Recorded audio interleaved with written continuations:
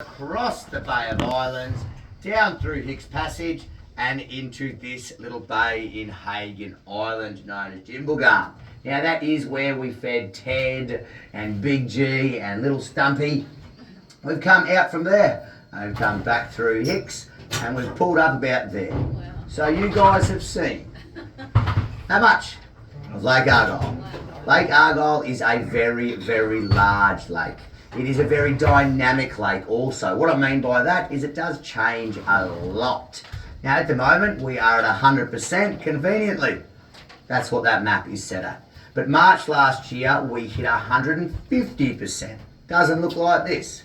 At 150%, Carl Bay, Napoleon Bay, they bow out here to the Northern Territory border. That is the border through there, and these cross way over it.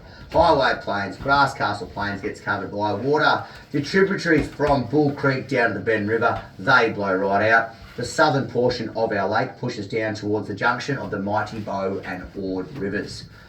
Now, life's good when it's like that.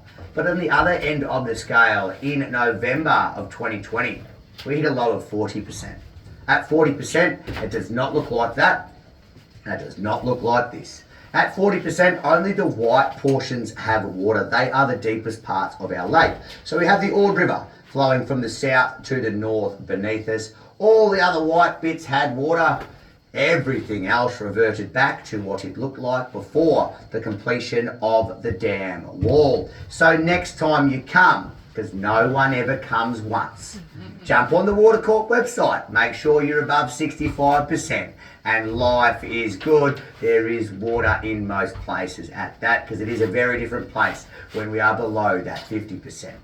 All our measurements, I do use the 100% mark. It's the only sane thing to do. Convenient, that's where we are now. So it is 70 kilometres from the north to the south, 45 kilometres from the east to the west, roughly 500 kilometres if you want to circumnavigate it, 800 square kilometres of water surface. But the kicker for our lake is our catchment area. What I mean by that, water falls on a massive land, enters a body of water, does so by creeks, rivers, streams, runoff, tributaries, all that kind of thing. Our catchment area is 46,000 square kilometres. That is bigger than the country of Switzerland.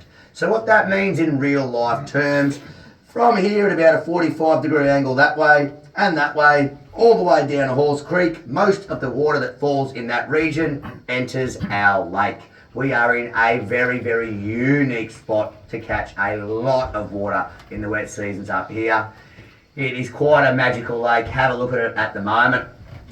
Too good. Righto, this is where the Argyle cattle station is.